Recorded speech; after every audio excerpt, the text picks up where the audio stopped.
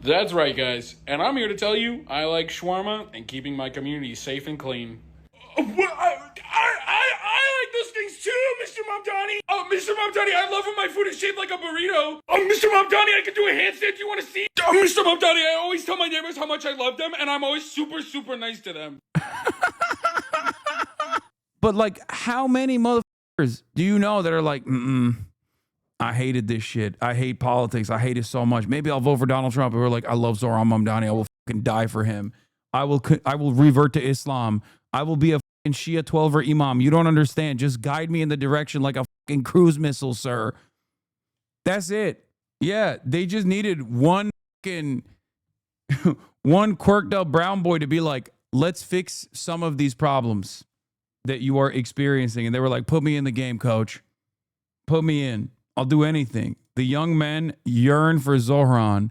But the red pill man is playing his own role in this very, very complicated and convoluted dating landscape. And these men, in my opinion, view modern feminism as a societal evil whose express goal is to oppress men. They believe that women hold unfair power in today's culture, which is definitely true in our modern culture, and I agree with them on feminism. I agree that modern feminism has gone too far. It's shifted from being about equality and uplifting women to actually dominating men. Like, they vocalize that. They do not hide that. That is something that they are proud of. They speak.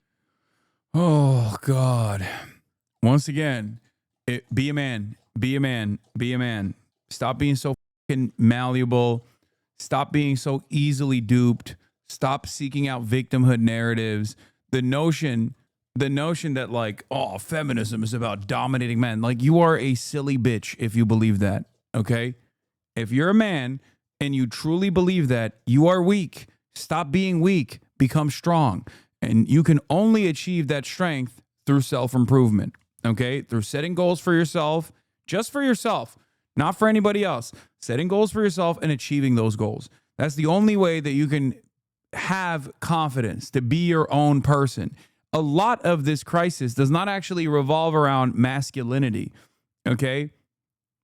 This crisis revolves around insecurity. That's what it is, because what people present as masculinity, as a masculine feature, or what they mean when they say this person is alpha, that person is sigma, what they actually mean is that person is confident, okay? And that confident can only come from within. No matter how many people tell you you're the fucking shit, you're awesome, if you are still deeply insecure, if you have unresolved issues, you are always going to be malleable. You are going to be at the mercy of other people. You are going to be easily manipulated. Okay? You have to trust in yourself. And you can only find that if you are a confident person. And you can only achieve that confidence if you actually set goals for yourself, if you set expectations for yourself, and you go through that process, if you experience the adversity of trying to achieve those goals and successfully achieving those goals. Once you unlock that from within yourself, you can achieve anything. Okay? Not to sound too much like a, goddamn holistic self-help guru or whatever, but it's real. It's worked for me. That's how I did it. What is this? Alex Shepard. Men are fleeing the left because women are making fun of them in the London Review of Books. Coddle and condescend to young conservative men who won't vote for you while abandoning progressive policies to woo older conservative men who won't vote for you is one hell of a political project. If you advocate on behalf of trans people, immigrants, and Palestinians, you need to grow up and confront the hard truth that your activism is harming the one party that kind of cares about those groups. If you enjoy racist podcasts, however, everyone has to be nice to you. Violated my rule against posting about abundance, but these people just piss me off. Yeah, that's the other thing. Like, you don't have to coddle some of these fucking people. You don't have to set your set your permission structure to some insecure fucking loser shitheads. That's another part of the story as well. Oh, well, they believe it, so we have to be more open-minded. It's like, no, you don't. You actually don't have to. You can actually guide them through an empathetic process. You can actually be cool, chill, nice to those people, but you don't have to like lean into their insecurities or their hysterical fears about the other. I started watching over 5 years ago, and this advice from you has changed my life. I'm a much happier and healthy person. Thank you. Hell yeah. Me and my female friends think the male loneliness crisis is pretty funny. Is fine group chat fodder, but it's a weird thing to keep in a lefty essay that's ostensibly trying to figure out how and why men are fleeing the left. Among my friends, the sort of women J.D. Vance likes to mock as miserable losers, the male loneliness crisis became a bitter joke. We discussed possible cures, becoming a deadhead, getting into cycling, poker nights. We made approving comments when we saw straight guys doing things together, like the time a group of dads showed up to someone's Pilates class. There were movies and TV shows about the problems of contemporary manhood, some concerned adolescence, some satirical friendship. Mark Zuckerberg, whose male-to-male transition included... That's funny. Whose male-to-male transition included... This writer is very good. She said, Mark Zuckerberg, whose male-to-male transition included bulking up, putting on an XL t-shirt and a gold chain, and becoming a fan of the Ultimate Fighting Championship, told Joe Rogan that the corporate world is culturally neutered and needs more masculine energy. He has proposed AI friends as one solution. Male-to-male transition is a bar. Oh, yeah, it's actually male to Dominican, but it's fine. What is this like even, like, how do you find yourself frustrated by this? Like, she didn't even say nothing bad. I'm not trying to make a cheap point here. People should read the whole thing to get the gist, but to the extent that the left of center is interested in a political project that wins big majorities that let us do big things, I think we probably want the vast majority of men who aren't already socialists. I think the left likes them and wants their support. Okay, let me explain something to you, okay? You know who's doing that? Not an abundist. You know who's doing that? Zohran Mamdani, okay? Not to always bring everything back to Zohran Mamdani, but I do have to bring up this TikTok that I saw that I thought was really funny about the culturally rudderless young reactionary men who ended up voting for Donald Trump and then basically saw Zohran Mamdani.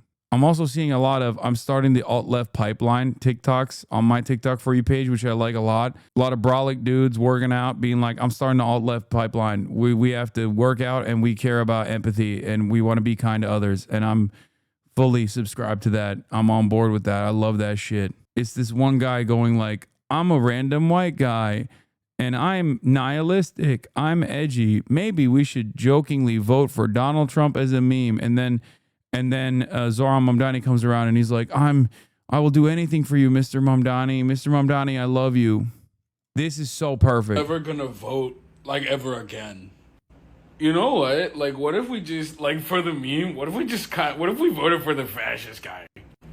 Dude, voter apathy and turning politics into, like, a meme is, like, my favorite thing. There's literally nothing that could challenge me on this view. I'd probably be willing to kill for something like this. Hey guys, what's going on? Zohran Mamdani! That's right, guys, and I'm here to tell you I like shawarma and keeping my community safe and clean. I like those things too, Mr. Mamdani. Oh, Mr. Mamdani, I love when my food is shaped like a burrito. Oh, Mr. Mamdani, I can do a handstand. Do you want to see? Oh, Mr. Mamdani, I always tell my neighbors how much I love them, and I'm always super, super nice to them. It's true. Is literally true. I don't even know if this guy was saying this as like a dunk on Zohran Mamdani, because it could go in either direction, but it is so true. Do all men just want a father figure, law? Not even like a father figure, but yes, I think a lot of men do want that. But like, how many motherfuckers do you know that are like, I hated this shit. I hate politics. I hate it so much. Maybe I'll vote for Donald Trump. Or like, I love Zohran Mamdani. I will die for him. I will revert to Islam.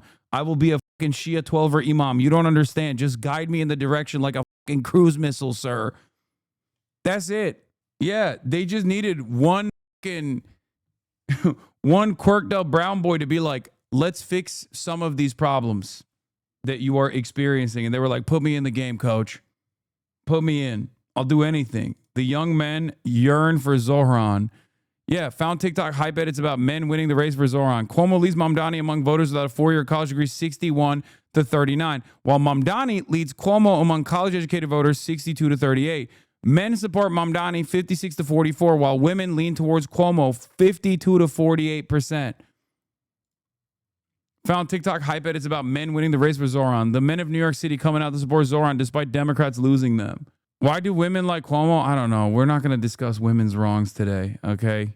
It's not charisma. It's not the charisma. It's just genuinely not that. It's policies. Charisma plays a role in it too, but policies play an even bigger role. Because if we're talking about Riz, excuse me, there's one guy in the, two guys in the race that have even more riz than Zohran, Curtis fucking Sleva, and perhaps, have you heard of the man named Eric Jedediah Adams?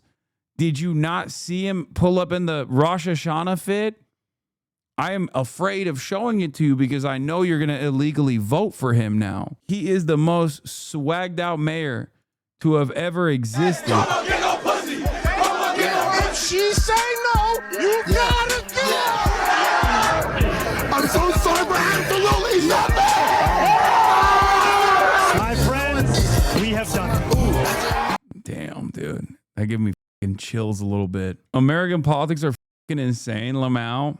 Yeah, I keep seeing comments like, that's my mayor. In parentheses, I live in New York. Oh, yeah, dude, this is so good. Russia has produced a photograph of King Solomon from their most ancient vault. It's true.